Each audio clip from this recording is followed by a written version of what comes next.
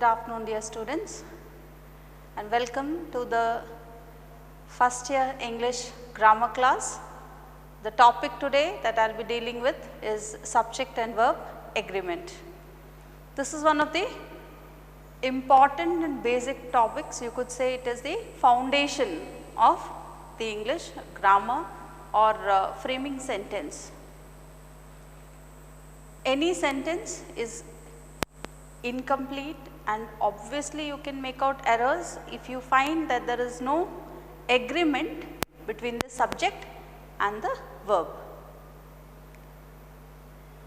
And this is the foundation also for many grammar exercises in this year and the second year classes, be it the passive voice, the direct speech, tenses or other exercises. So, let us begin with the subject and the verb agreement. Now, what is a subject? A subject is the topic on which we are speaking or the person or the thing that the sentence speaks about.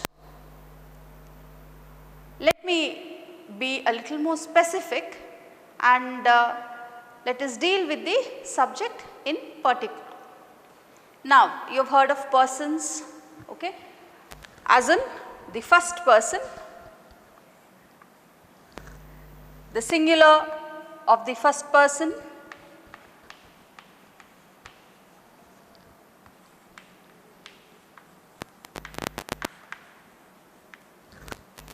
is I and the plural form of the same is we. ಕನ್ನಡದಲ್ಲಿ ನಿಮಗೆ ಗೊತ್ತಿರುವ ಹಾಗೆ ಪ್ರಥಮ ಪುರುಷ that is I, ನಾನು ಅನ್ನುವಂಥದ್ದು. ಹಾಗೆ plural form ಬಹುವಚನ ಅದರದ್ದು ವಿ ಅಂತ. So the first person is the person that we are speaking about. The person speaking, ಯಾರು ಮಾತಾಡ್ತಾ ಇದ್ದಾರೋ ಅವರು ಫಸ್ಟ್ ಪರ್ಸನ್. ಹಾಗೆ second person, who is the second person then? The second person is the person we are speaking to. ಈಗ ಮಾತಾಡುವಾಗ conversation, okay, I speak to somebody, so I am the subject, I am the first person, the person that I am speaking to is you, so you is the second person. The singular form of the second person is you, as well as the plural form of the second person also is you. And who is the second person? The person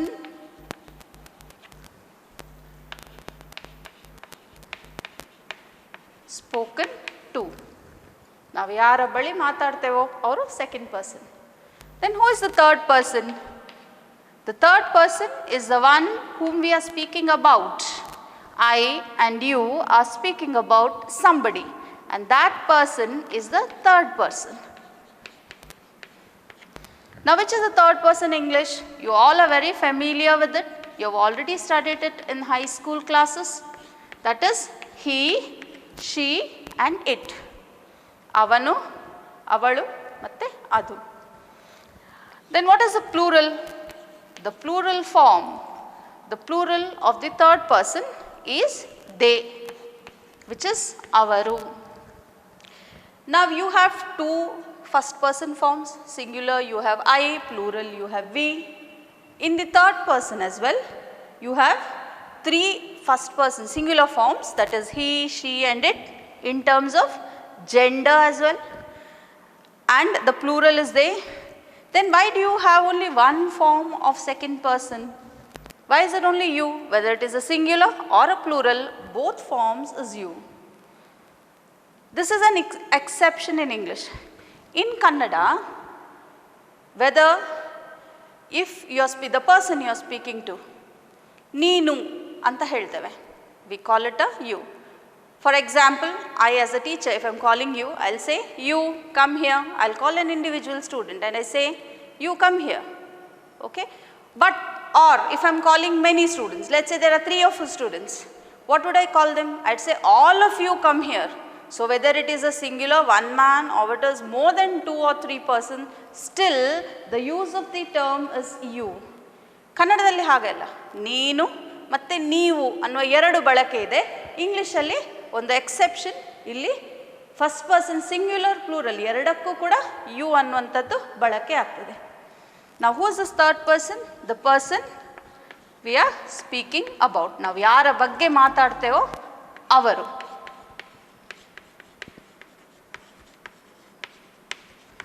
So is this clear? You have the first person, I and we, the person who is speaking, the second person, you, the person whom we are speaking to, and the third person, he, she, it and they, or the person that we are speaking about. I hope this part of the subject is clear to you. So, or to make it even more simple, the first person or the subject in a sentence in Kannada, what you call as kartrapada. ಆ ಕರ್ತೃಪದವೇ ಇಂಗ್ಲೀಷಲ್ಲಿ subject ಅಂತ ಕರೀತೇವೆ. Okay? So let's move on to the second aspect. If this is clear to you, let's move on to the second aspect, that is verb. Okay? Yes? I know your easy answer will be any word that denotes an action is a verb. Isn't it? That's what you are all familiar with. For example, he dances. So, dancing here is the verb. And what is he? As we have already studied, this is the subject and this is the verb. Isn't it? Okay. Or let's say he is eating. So, here what is the action that is taking place? Eating. So, this is the verb and this is the subject. Okay. Now, do you mean that a verb only denotes action? Let us list down a few sentences, okay? And you tell me what action do these verbs perform in this sentence, or which is the verb? Let us identify the verb in the following sentences, okay? Let me write a few sentences for you here. This is my car, okay? Now, let me give you a very simple sentence, okay? She is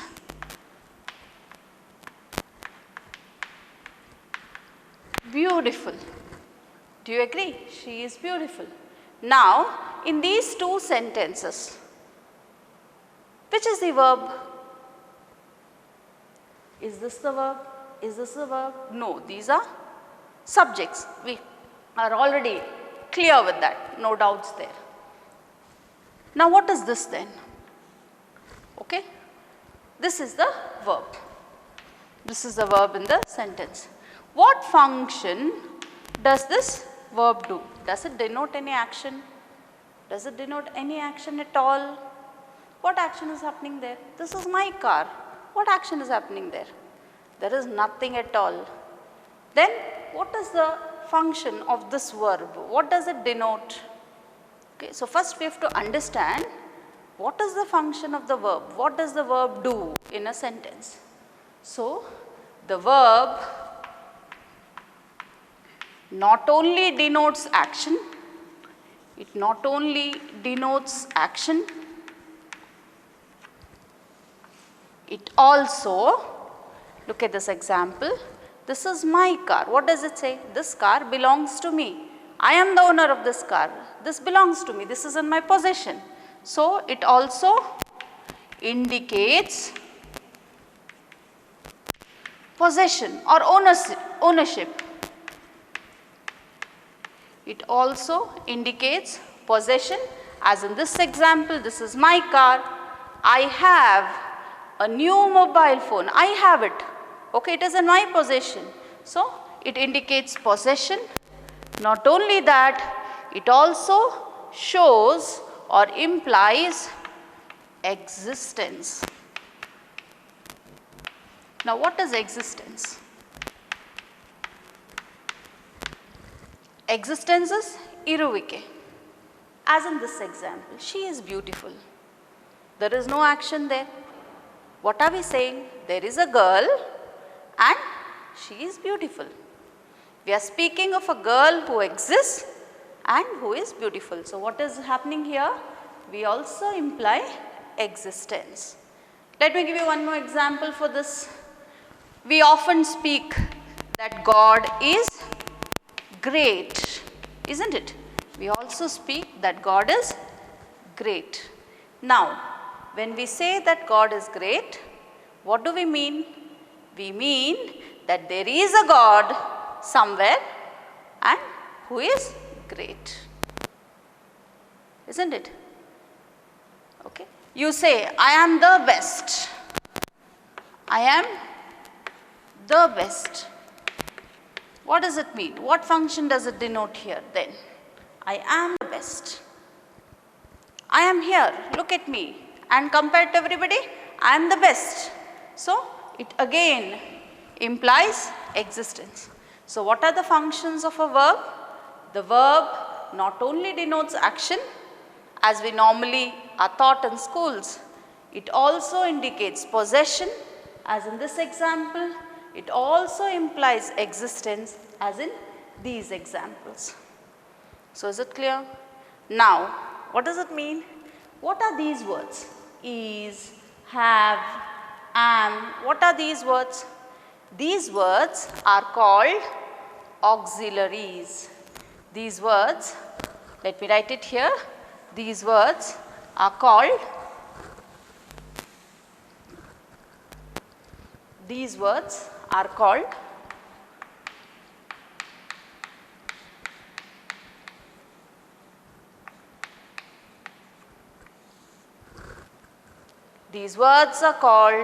auxiliaries.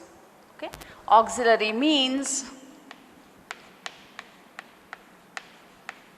helping verbs. The meaning of auxiliary is helping verbs. Okay. So, there are many auxiliaries. There are two types of auxiliaries in fact. The first one, what we call the primary auxiliary. Okay, the first one which we call the primary auxiliary, and the second kind which we call the secondary auxiliary. I have written aux for short. Okay. Secondary auxiliaries. What are these primary auxiliaries? The primary auxiliaries are the different forms of be, have and do. Now, why are these called primary auxiliaries? As in the examples that I gave you earlier, they can function independently as a verb, or they help in identifying the tenses. Okay. Let me give you an example for both. For example, I am a tall boy. Okay. Let me give you another example. I am reading a book. Now look, I have used am in both the sentences. In one, am functions as an independent verb. There are no other verbs here. Do you see any other let's say action word other than am? No. But in this case, read is the main verb, and when you say I am reading, this helps to identify the tense or the action, the time when the action actually happened. So, I am reading it. It is in the present continuous tense. To frame various tenses, you use the auxiliary, and when these forms are used in this case, it is called a helping verb. Therefore, since the be form, have form and do forms do both the function as they act both as main verbs and helping verbs, they are called primary auxiliaries. On the other hand, there are secondary auxiliaries as well. The secondary auxiliaries are the modals. Now, which are the modals? You have already studied this in school. What are the modals? You have 9 modals that you are very familiar with. They are can, could, isn't it? Yes, name the others. It is shall, should, what more? Yes, it is will, would. Then you have may, might. I have written it together because they are the present tense and the past forms of the same. And which is the 9th one? It is must. Okay. So, these 9, these are the modals. Why are they called modals or why are they called secondary auxiliaries? Because they cannot be used independently. Let me give you an example here. If I say, without any preamble, without any question, if I say I can, what do you understand? What can you? What can you do? If somebody asks you, can you swim? And if I answer, yes I can, then it is understood. I can means I can swim. But without a verb, the modal is incomplete. You do not understand it cannot be used independently. So, words like can, shall, will, won't, may, might, these have to be used with another verb. Another verb is a must. You have to say, I can swim. So, this is the right form, this is the wrong form. So, since you cannot use can without a verb, these are called secondary auxiliaries. Today, we will be speaking of these, the primary auxiliaries. Now, which are these different forms of be, have and do? Again, you are already familiar with these. You are already familiar with these auxiliaries since you have been using it extensively in your English classes. Now, which are the forms of be? I have given you a couple of examples so far. Okay. Now, the different form of be are am, is and are. These are the present tense forms of be. Okay. You have also the past tense forms of be, that is was and were. Okay. So, which are the forms of be? Am, is, are, was and were. There are other forms as well like be, been, being, but right now we are not concerned about these. So, we will be speaking about the first 5. These are the first 5 which we need to understand clearly to understand the subject and verb agreement. Now, these are used in the present tense. Okay? These are used in the present tense and this is used with the past tense. Now, which is the different forms of do? Which is the different form of do's? You have do, you have does and you have did. You are right. Why I have written it upside and why I have written did below is for the same reason. Okay? Do and does are the present tense forms of do, whereas did is the past tense form of do. Now, the third one, as I listed above, the different forms of be, do and have. Okay. Now, what about have? Which are the different forms of have? It is have, has and had. There are only 3 forms. Do and have only 3 forms and these 2 are used in the present tense, whereas like did, had also is used in the past tense. Okay, is it clear? Let me repeat. The different forms of be here is am, is, are, was and were, of which the first three are used in the present tense. When we are making present tense sentences in the present tense, was and were are used in the past tense. The different forms of do are do, does and did, of which do and does are used in the present tense and did is the only form of do which is used in the past tense. On the other hand, have has three forms, have, has and had, of which have and has are used in the present tense and had is used in the past tense. Okay. Now, let's combine these together. We have spoken of the subject in the first part.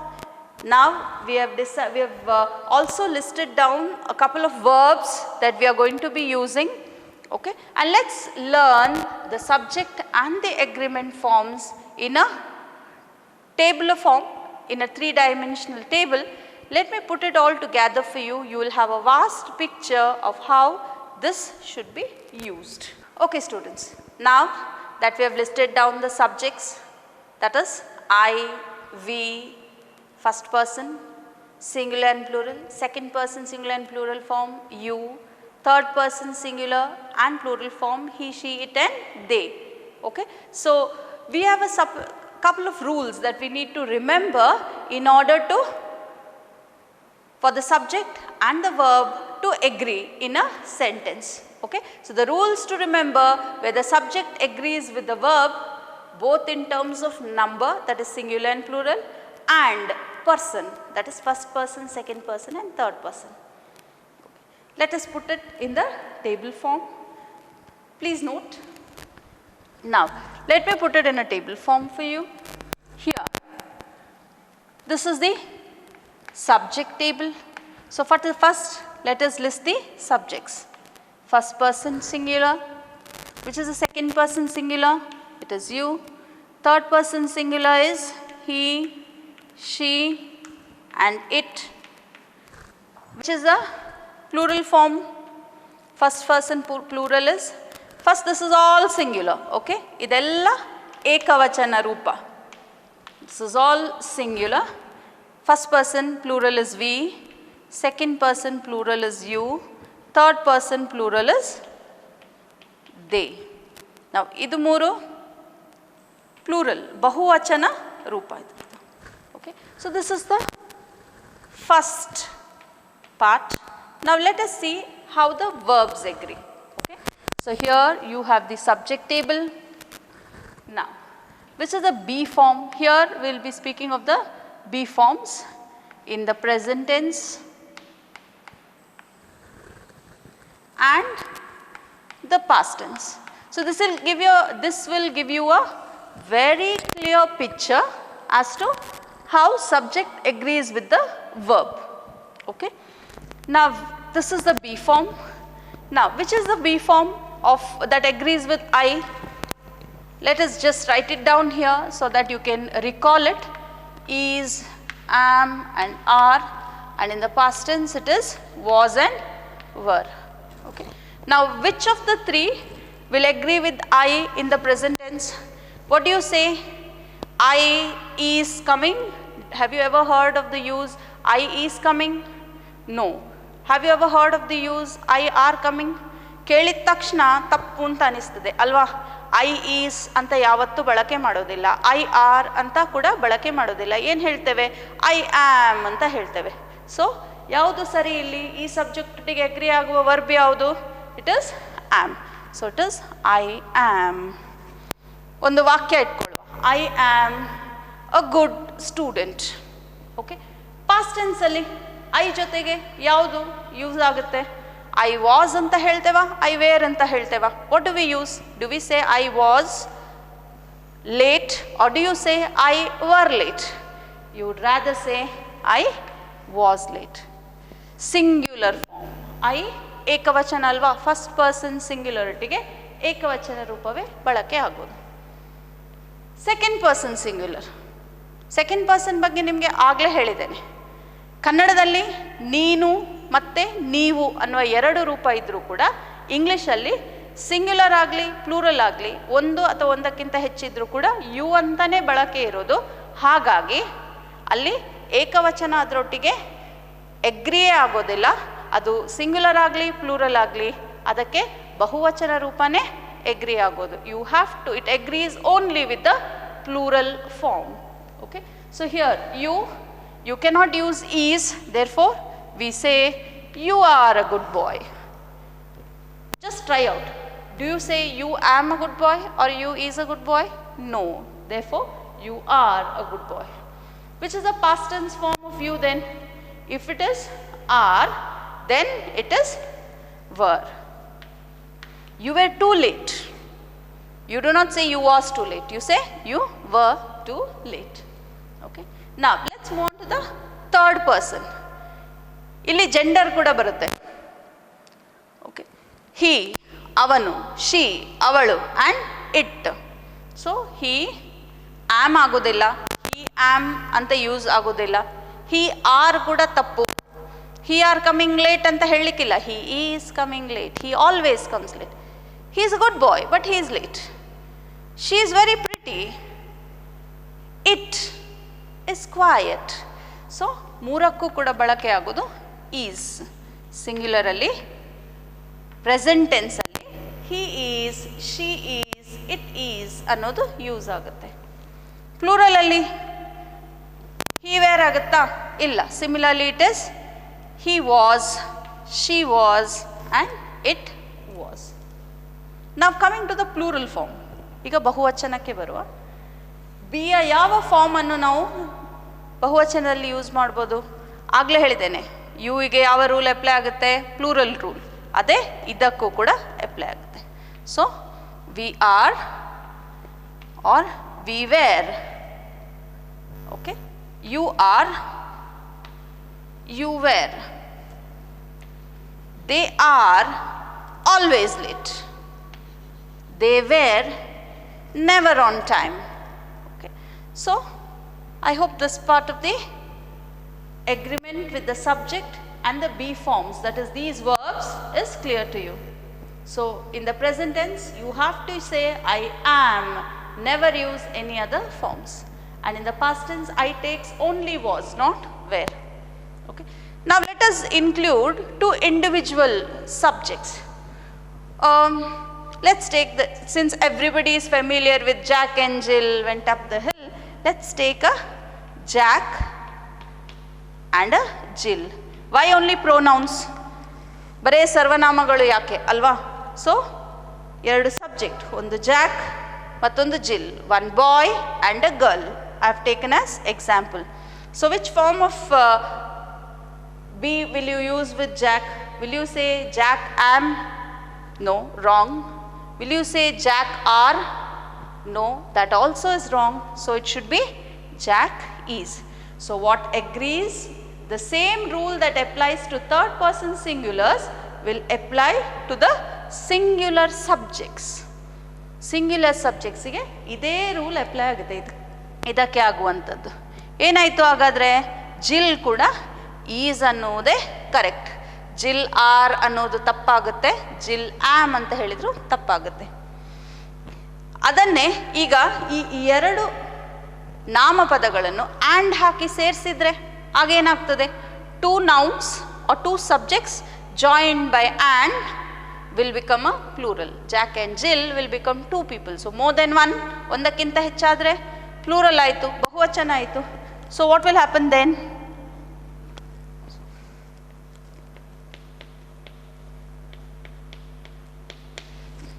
So Jack and Jill ಏನಾಗುತ್ತೆ?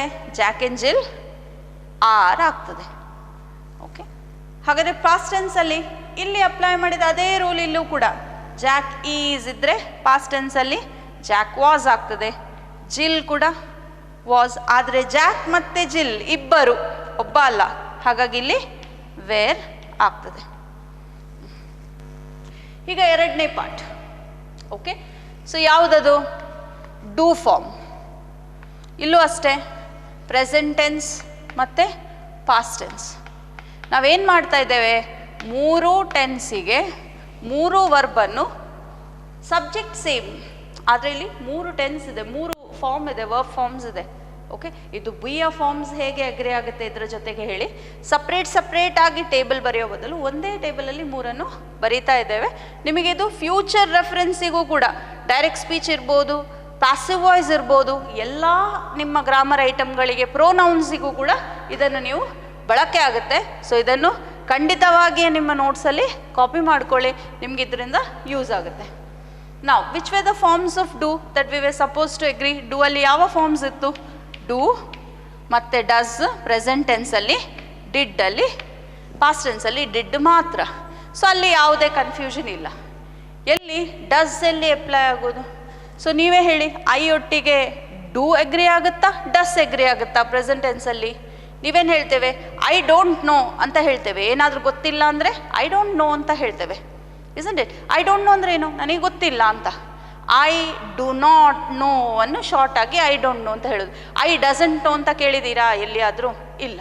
Therefore which is the form that agrees with do? I, it is do. You ಒಟ್ಟಿಗೆ ಕೂಡ ಅಷ್ಟೇ, you don't no ಅಂತಲೇ ಹೇಳೋದು ಹೊರತು you doesn't know ಅಂತ ಯಾವತ್ತೂ ಹೇಳೋದಿಲ್ಲ.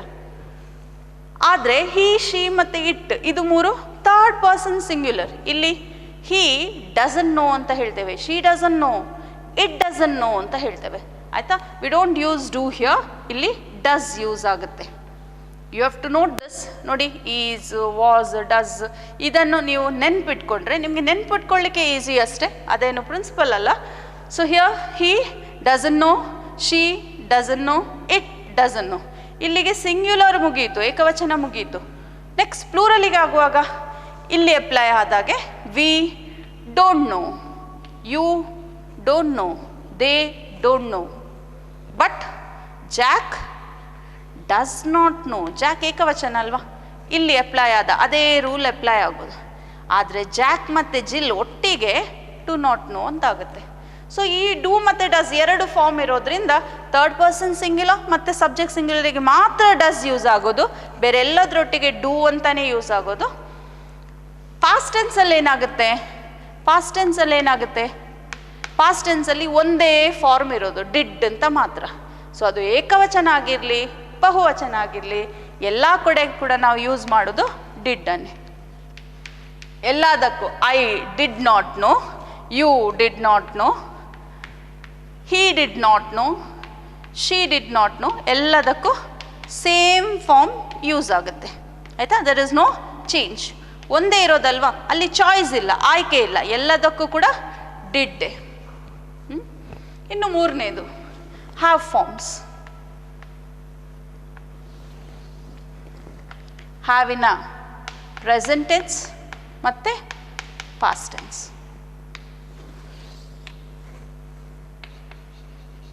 ಯಾವುದೆಲ್ಲ? ಹ್ಯಾವ್ ಮತ್ತು ಹ್ಯಾಸ್ ಪ್ರೆಸೆಂಟ್ ಟೆನ್ಸಲ್ಲಿ, ಹ್ಯಾಡ್ ಪಾಸ್ಟ್ ಟೆನ್ಸಲ್ಲಿ. ಸೊ ಇಲ್ಲಿ ಡಿಡ್ ಇದ್ದ ಹಾಗೆ ಪಾಸ್ಟ್ ಟೆನ್ಸಲ್ಲಿ ಎಲ್ಲ ಫಾರ್ಮಿಗೂ ಕೂಡ ಹ್ಯಾಡೇ ಯೂಸ್ ಆಗೋದು. ಆದರೆ ಇಲ್ಲಿ ಡೂ ಮತ್ತು ಡಸ್ ಹಾಗೆ ಹ್ಯಾಸ್ ಎಲ್ಲಿ ಯೂಸ್ ಆಗುತ್ತೆ? ಬರೇ he has, she has, it has ಅಲ್ವಾ? ಹಾಗಾದರೆ ಐ ಹ್ಯಾಸ್ ಅಂತ ಹೇಳ್ತೇವಾ? I hasn't no, I hasn't come ಅಂತ ಹೇಳ್ತೇವ, ಅಥವಾ ಐ ಹ್ಯಾವೆಂಟ್ ಕಮ್ ಅಂತ ಹೇಳ್ತೇವ? I haven't done, I haven't finished. ಕೆಲಸ ಆಯಿತಾ? Have you finish your work? No, I haven't. No, I hasn't ಅಂತ ಹೇಳೋದಿಲ್ಲ. Have you finish your work? Okay, so here again it is you have not completed your work. You have ಅಂತಾನೆ ಹೇಳ್ತೇವೆ, you has is wrong. Okay, so but he has done his homework, she has done her homework, it has finished its work. Okay. On the other hand, in the plural form though, it is have. We have come late. They have, you have come late, they have come late, all have come late. But Jack has finished his work, Jill has finished her work, but Jack and Jill have not yet completed their work anta aitu. What about the had form? Onde form irodrinda whether it is singular or plural, it doesn't make a difference. ಎಲ್ಲದಕ್ಕೂ ಹ್ಯಾಡೆ ಎಗ್ರಿ ಆಗುತ್ತೆ.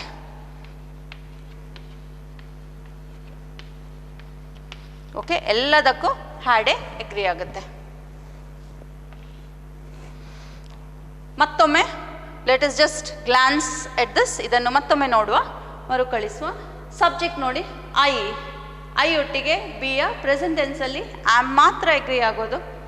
Past ಟೆನ್ಸಲ್ಲಿ was, do ಇದು do form, did past ಟೆನ್ಸಲ್ಲಿ ಎಲ್ಲದರೊಟ್ಟಿಗೆ agree ಆಗೋದು, did ಮಾತ್ರ.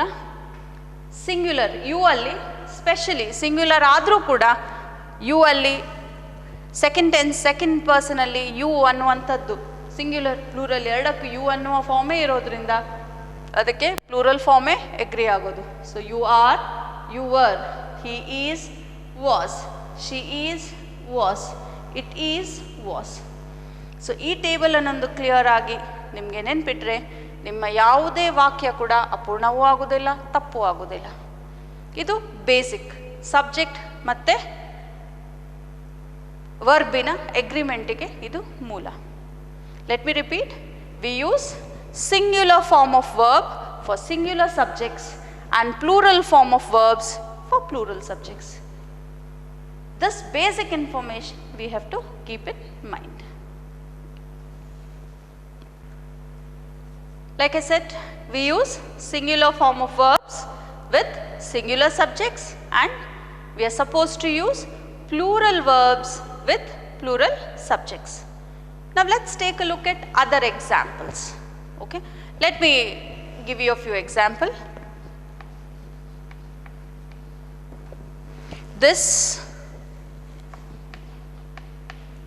child is very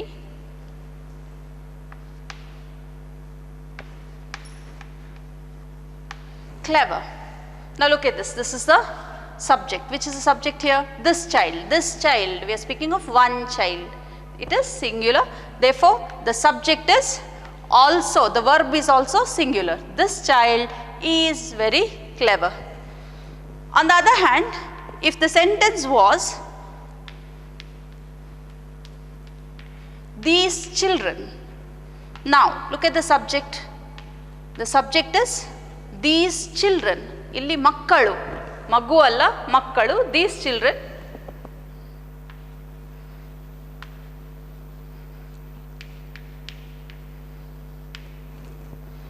Make a note of the change in the verb. This child iruvaga verb singular ide. These children anta iruvaga verb plural ide. Yake? Like I said, singular subjects take singular verb, plural subjects take plural verbs. Okay? One more example. He has many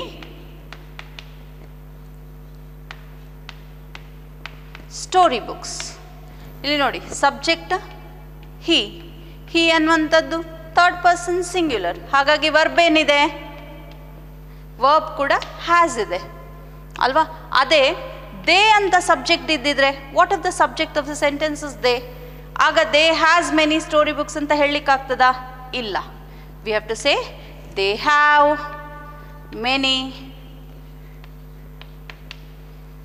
story books. Is this clear, students? Singular subjects take singular verbs, plural subjects take plural verbs. Similarly, singular subject take singular verbs, plural subjects take plural verbs. But sometimes it is not very easy, to decide whether the subject is singular or plural, or whether we have to use singular verb or plural verb. There are certain rare cases, okay, in which we have to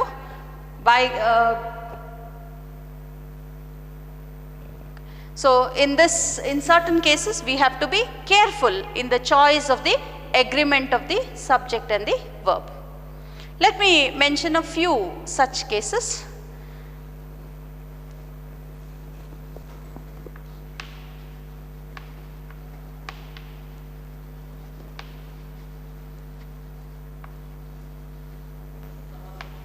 Yeah.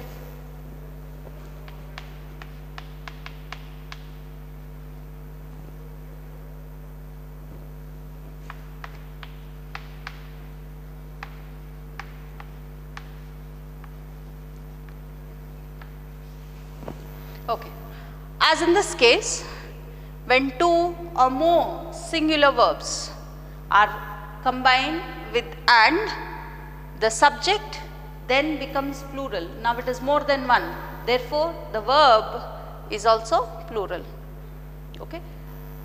I have already given you an example in the table when I said Jack is a good boy, Jill is a good girl, but Jack and Jill are good students.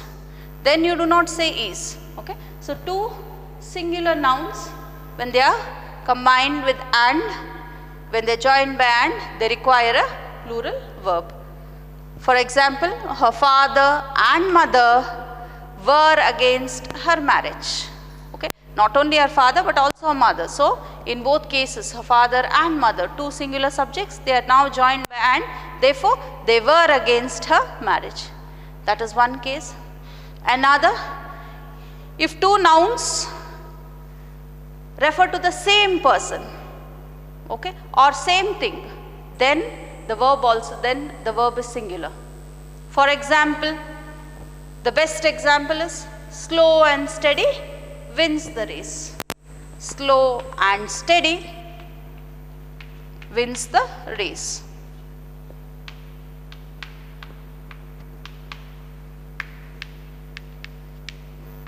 Look at this.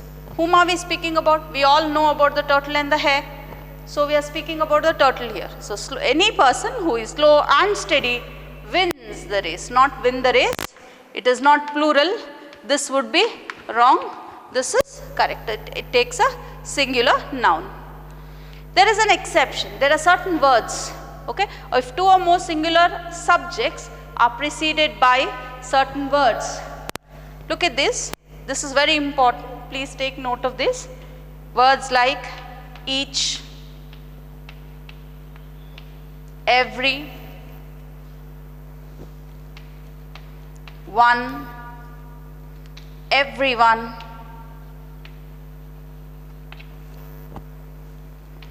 or, nor,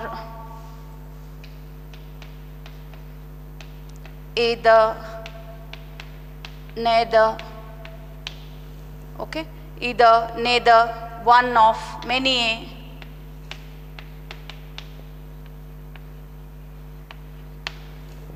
In all these cases, please make note, this is very important. Each, every, one, everyone, or, nor, either, neither, one of, many a. In such cases, then the verb is always singular, always. For example,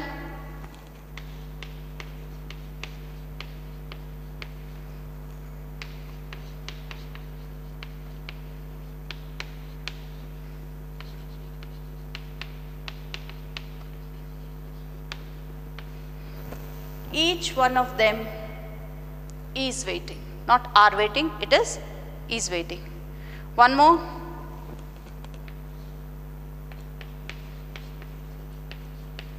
Either she or her sister.